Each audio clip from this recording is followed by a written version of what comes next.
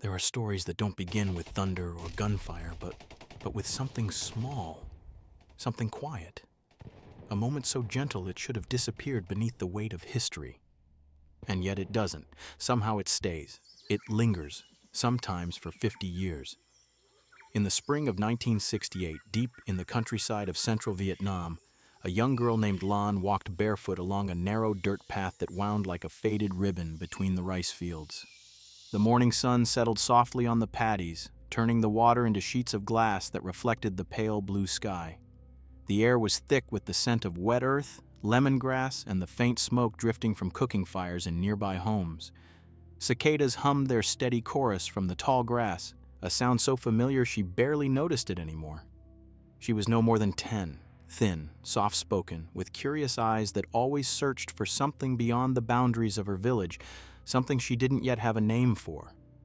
Her world was one of simple routines: fetching water from the well, rinsing vegetables in the river, warming her hands near the charcoal stove while her mother cooked breakfast.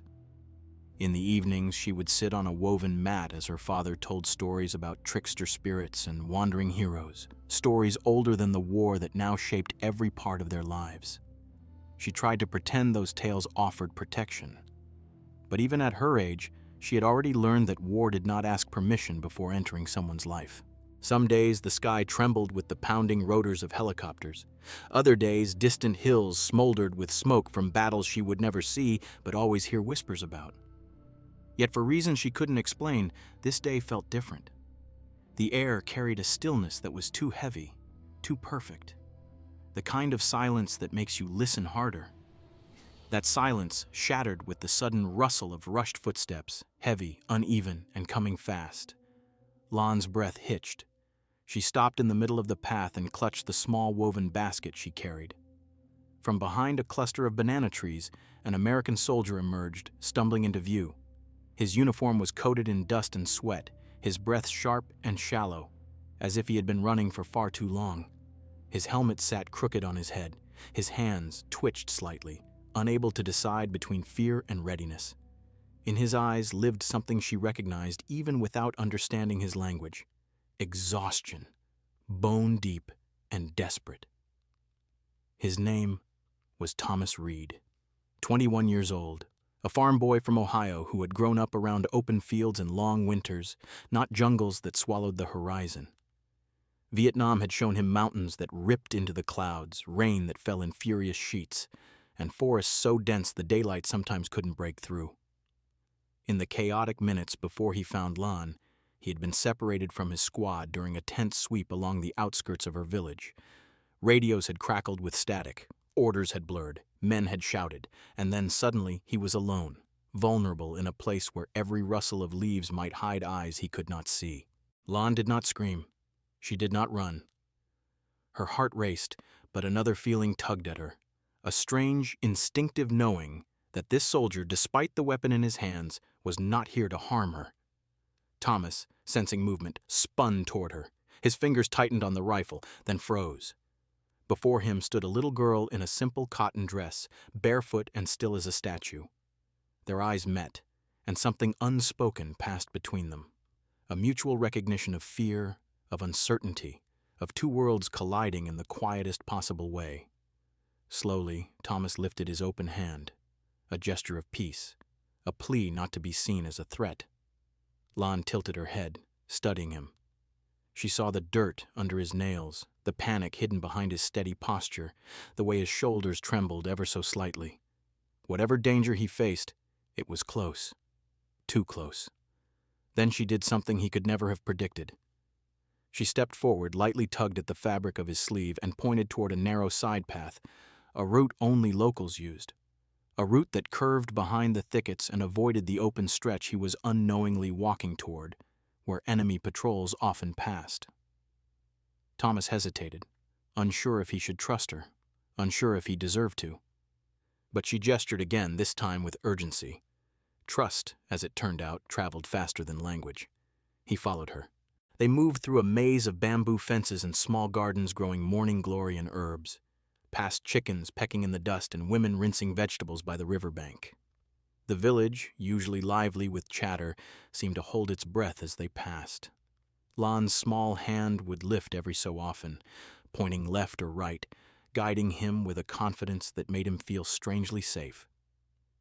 Thomas moved quietly behind her, his steps careful, marveling at the surreal reality of being led by a child through a place where soldiers feared to walk alone. Finally, they reached a clearing near a cluster of palm trees, the spot where his squad was likely to regroup. Lan stopped, letting the silence settle around them. She turned to him, her dark hair clinging to her forehead in the heavy humidity. Her eyes reflected both innocence and an understanding far beyond her years. Thomas felt the weight of the moment more than he expected. He wanted to thank her, to show her gratitude in a way she would remember. Words felt useless. So he reached into his pocket and pulled out a small folded photograph. It showed him and his brothers in Ohio, standing in front of the old red barn on the morning he left for training.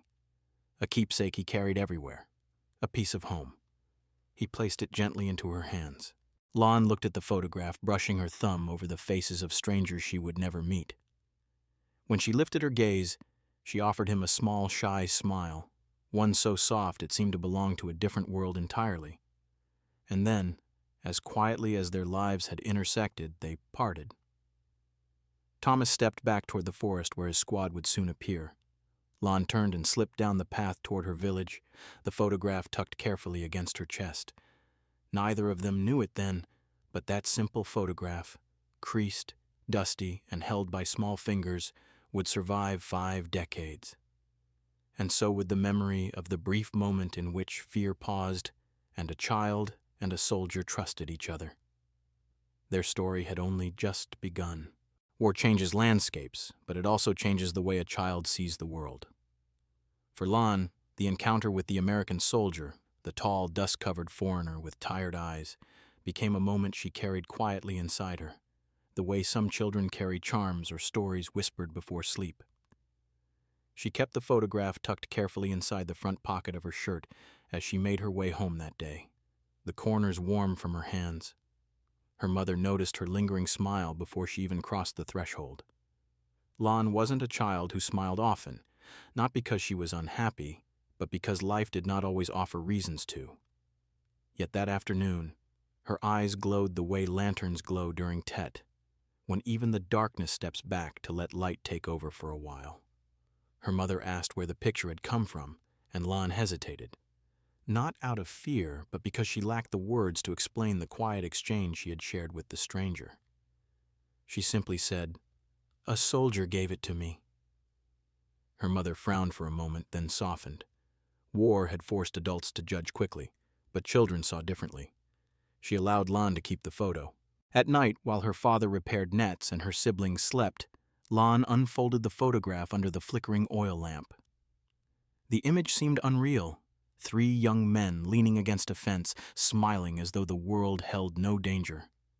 Their clothes were strange, their posture relaxed, their smiles wide and uncomplicated. She had never seen Americans like this. On the news, in rumors whispered by grown-ups, Americans were soldiers, rough, loud, destructive. Yet the man she guided through the village had looked lost, human, someone far from home. She wondered what his life was like, whether he had a mother waiting for him, whether he would ever return to this place. She didn't know his name, but she remembered his kindness, the way he had bowed his head slightly in gratitude before walking away. Days passed, then weeks, then months. Sometimes Lan heard soldiers far off in the distance. Sometimes she saw smoke rising from places she recognized. But she never saw him again. In her heart, she didn't expect to.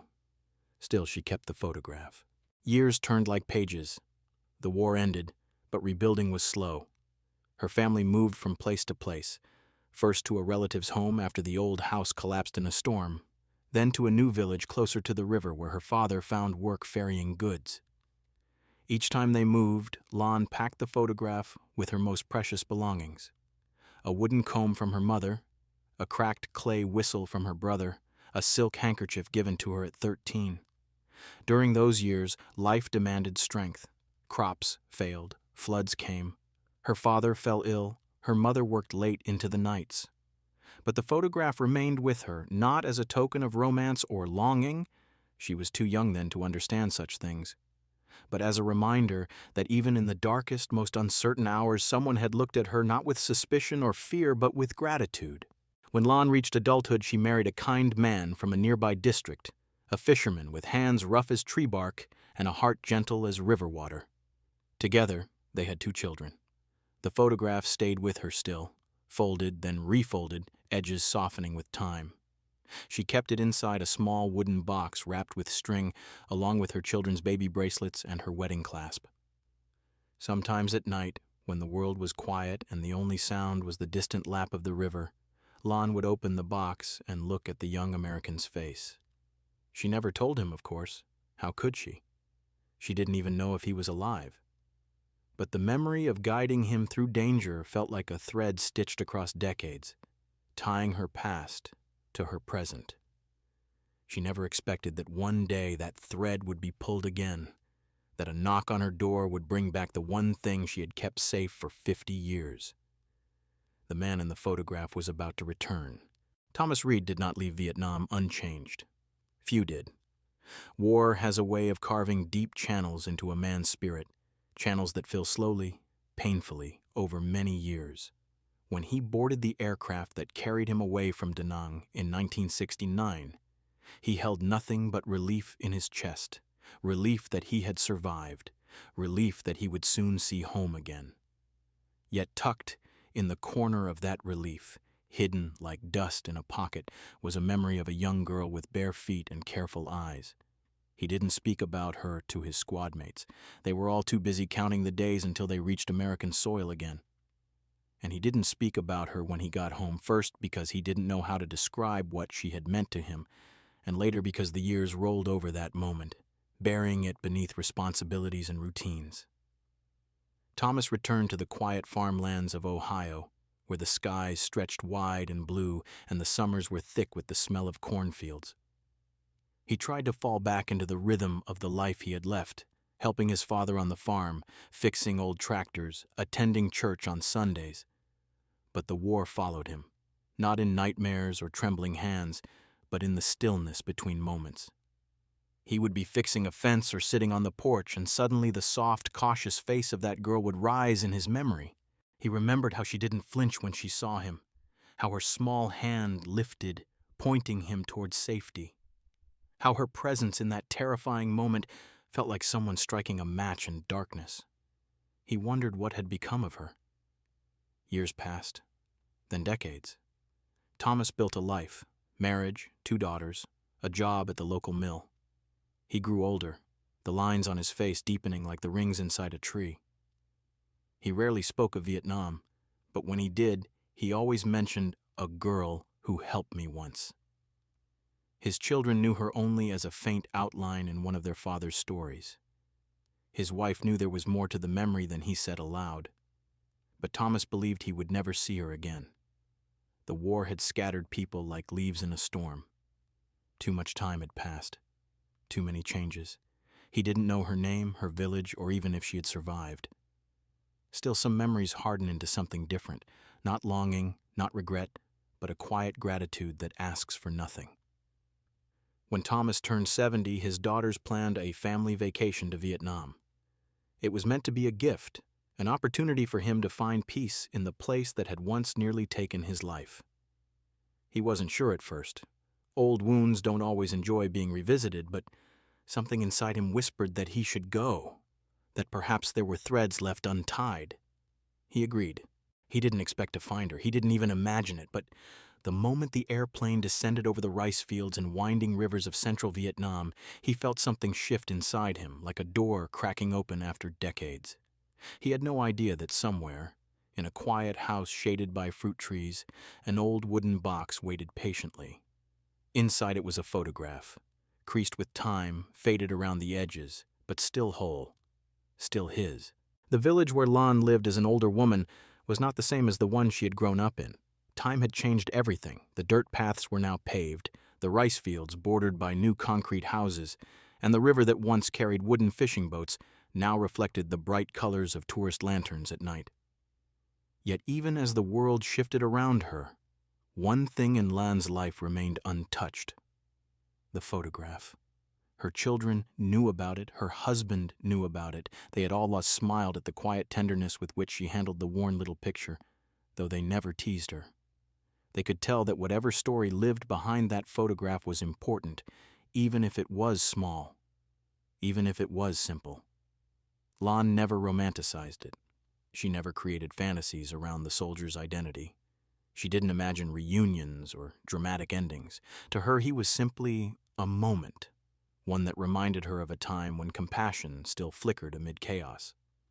Still, every year, on the anniversary of the day she met him, she would open the box, unfold the picture, and sit quietly with it for a few minutes. It was her way of honoring the strange connection that war had left her with. Something she couldn't explain to others, not fully. Something that had shaped her childhood in ways she didn't realize until much later. When her husband passed away, Lan moved in with her eldest daughter. The wooden box came with her. It always came with her. Even when she had little else, she had that. Then, one humid afternoon, a knock sounded at the door. Not unusual, but the voice that followed was. A young woman stood outside, speaking polite Vietnamese tinged with a foreign accent. She introduced herself as a tour guide, accompanying an American veteran who had served in the area decades earlier. She was helping him locate villages from his past, and she wondered if anyone in this home might remember interactions with American soldiers during the war. Lan's breath caught. She did not immediately reveal her memory. Instead, she invited the young woman inside for tea. They spoke for a long while, about the war, about the villages that no longer existed, about the changes time had carved into the land. Finally, the guide pulled a small notebook from her bag. Inside it was a sketch. Rough, simple, but unmistakable. A faded drawing of a young American soldier holding a rifle beside a little girl pointing down a path. Lan felt the air leave her lungs.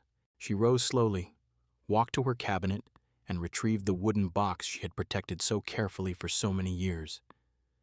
The young guide watched in silence as Lan unwrapped the string, lifted the lid, and removed the photograph inside. When she placed it on the table, the young woman gasped, not out of shock, but out of recognition. She had seen the same picture earlier that morning, in the wrinkled hands of an old American who had spoken softly of a girl who saved my life. Tears welled in Lan's eyes, not for sorrow, not for joy, but for the sheer impossibility of what was unfolding. After 50 years, a stranger from her childhood had returned to her doorstep, asking the question she had never imagined she would hear again. "Do you remember him?" And she did. She always had. Tomorrow, she would meet him. Thomas stood beneath the shade of the tamarind trees, feeling the warm, heavy air settle around him like an old blanket he had once forgotten. The humidity clung to his skin, seeping into the lines of his aging face and the creases of his worn shirt. He closed his eyes for a moment and inhaled deeply, letting the thick scent of earth, river water, and faraway cook fires swirl through him. It was a smell he had not encountered in 50 years, yet it curled into his memory with startling familiarity. He was older now, his hair silver and thinning, his posture slightly stooped, the strength in his hands softened by time. But as he waited outside the small village home, he felt something unexpected stirring inside him. A trembling echo. A memory of being 21 again, stumbling through fields not far from this very spot, frightened and dust-covered, guided by a child whose courage had shone brighter than the sun. His guide, a young woman with a gentle voice, had told him she found someone who remembered him. Someone who might still carry the memory he had stored away like a private keepsake all these years. But Thomas didn't let himself believe it fully.